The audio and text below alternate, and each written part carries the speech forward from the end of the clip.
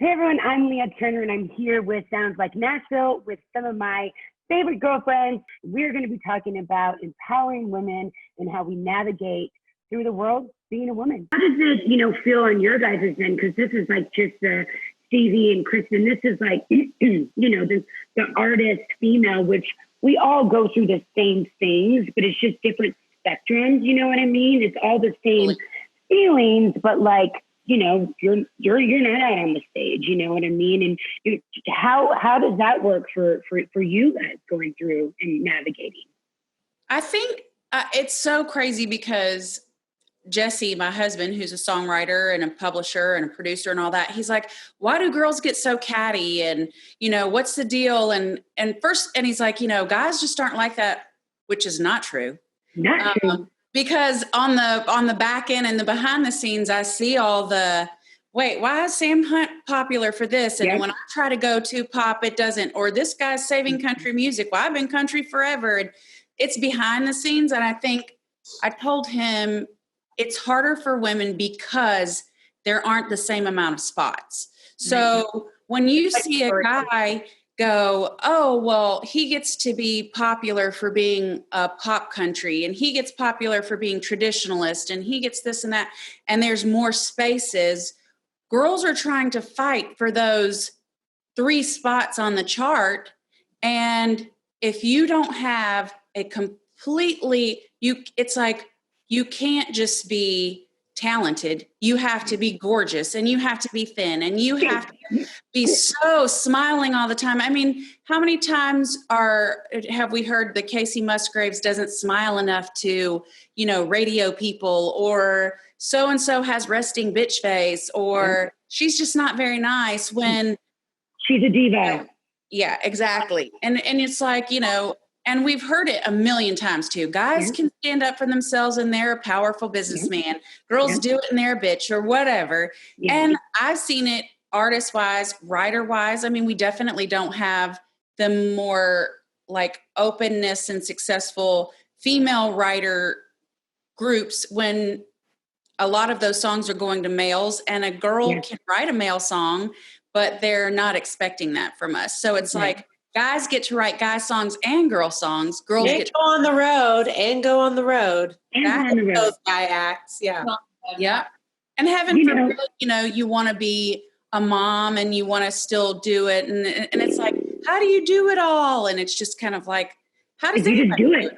We just do it. Right. Yeah. So I've definitely seen it, and I've seen it in the business side of things. I mean, our industry is very male dominated, and I think it's starting to shift. I see a lot more women coming up on the business side of things. But there was a good old boys club for a really long time. And in publishing and labels, it's kind of like, if you've got 2 girls in the office and you've got 4 guys, then that's all you can handle. They're not going to hire another girl.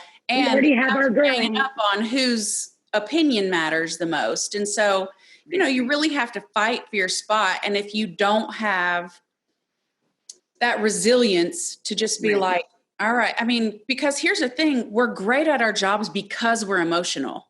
Exactly. Like, no guy is going to sit there and go, I care that my writer's having a tough time at home.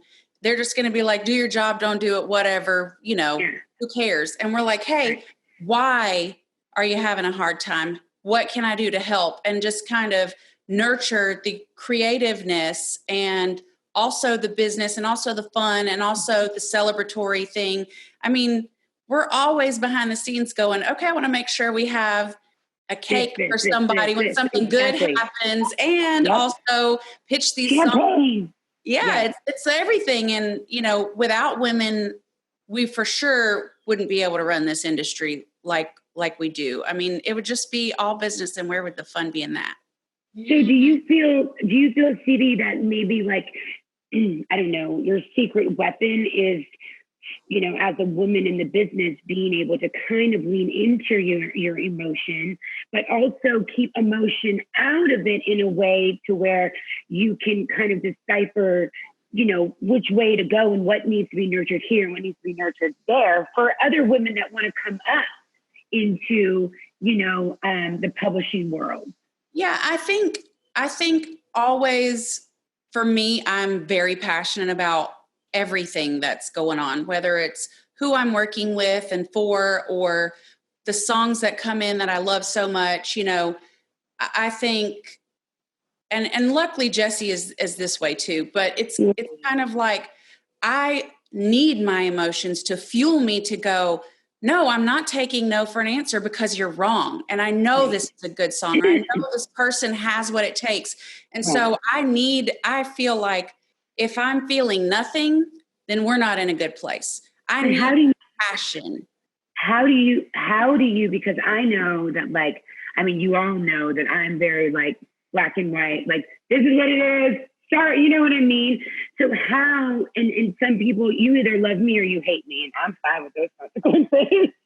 But, you know, like, how do you, because you do such a great job, you know, because I've worked, you know, with you guys were there from day one when I was on Sony and had, you know, I mean, it was all of us, you know, that brought me up and gave me a career, you know what I mean? So how do you navigate that passion without seeming like bossy? Because sometimes I feel, and you chime in, everyone, when you're saying something like you're fighting for something, it may be come across bitchy or bossy or diva or like, you know, emotional. How do you navigate through that to be able to be heard? I think for me, first of all, I'm older. I mean, I'm 42 this month. So I had that time, like you were talking about, Cassidy, where I was like, oh, I can't butt heads too much. And I need to, you know, shut up, look pretty and just agree and whatever. And I think I don't care. I don't care if someone thinks I'm bossy or bitchy, because I am, because somebody has to get stuff done. So like if someone, and luckily for me, I'm my own boss. So, you know, and I think too, I had a great mentor coming out of my last publishing company in Pat Higdon, who was a male leader in the industry, who really uplifted women and was for the first time someone who didn't say that he was a female champion. He just was. And so I find when guys are like, you know, oh, I'm so happy to like lift up the women. I'm like, you're probably the least likely to do so. Where the women at? Yeah, Pat put his money where his mouth wasn't. I mean, he just did it. And so even there, I felt very much like supported to go, if I, and I'm not always right, obviously, and it takes a lot of therapy to be able to say you're sorry and you're wrong.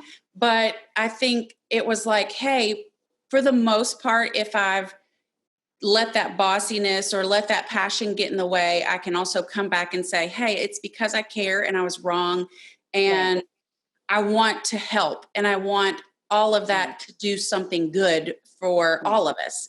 And so, and then, you know, it turned into us being our own boss and kind of going, well, I'm going to surround myself with people who are like me or appreciate this and who can tribe. Hear it. Yeah. It's tough, but it's worth it. Yeah. What do you feel, Kristen? I mean, I know that you've done what? I feel so many things. I would say Kristen is literally like a word slinger. Like there's gunslingers. She's like a word slinger. Like every time she writes something, I'm like in tears, bawling, crying. So true. It's true. Seriously, I'm always like, that's exactly what I was feeling. Oh my God. Literally. So it is what it is. No, it's all interesting to me because like I have met all of you through the music industry, but I'm no longer really in the music industry other than being married into it. And it's interesting because it's like I worked with Cassidy, so I met Leah working in radio, and that was really fun. And I just remember seeing her and being like, she is so freaking cute. And I was like, who is that? And they're like, that's Leah Turner. And I had just done a break introducing your new single. And I was like, that's Leah Turner. Like, I didn't know what you looked like. I just knew what you sounded like, you know? It was Take the Keys, Stevie Frasure. Take those keys, y'all. And then I was out on the road with Cassidy, and it's interesting to hear what y'all have to say from the artist standpoint, because I've never been an artist. I can't sing at all, zero musical talent.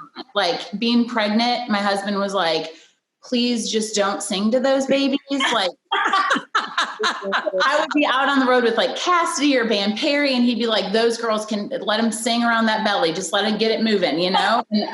And he used to say to me, like, your pitch is parked in the right neighborhood, but in the wrong driveway. And that was,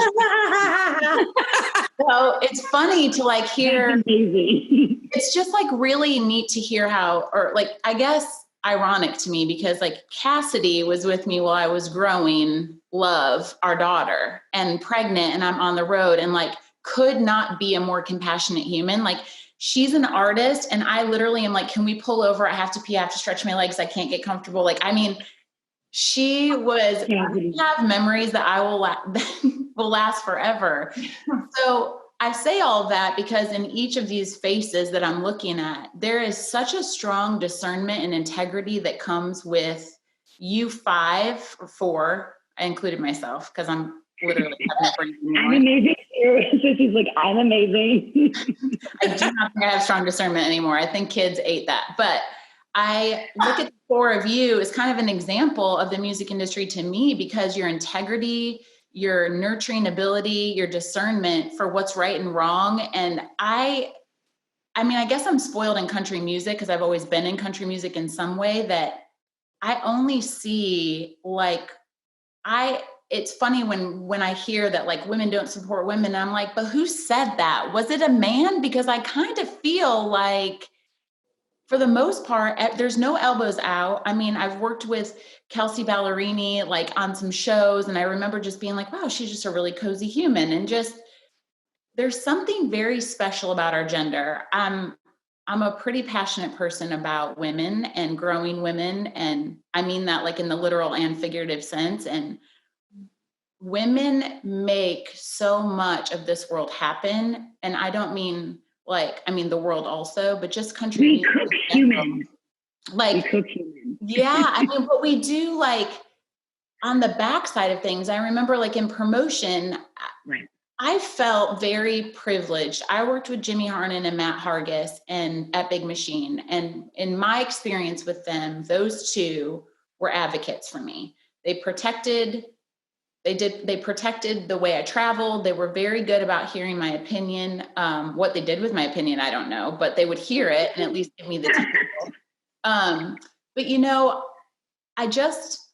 it's just really interesting because they kept saying like, oh, you nailed it. You're good at this job or whatever. And I'm like, it's not really, all it takes is just like listening. And, you know, to Stevie's point, it's a lot of like, well, it's caring. It's like, I didn't just call on a promotion guy. I was like, hey, I know your wife is battling breast cancer. And so like, I want to send something, and what's your home address? Like, don't want to send to the radio, you know, just like really digging in and learning people. And that's what our gender is so freaking good at. Like we care.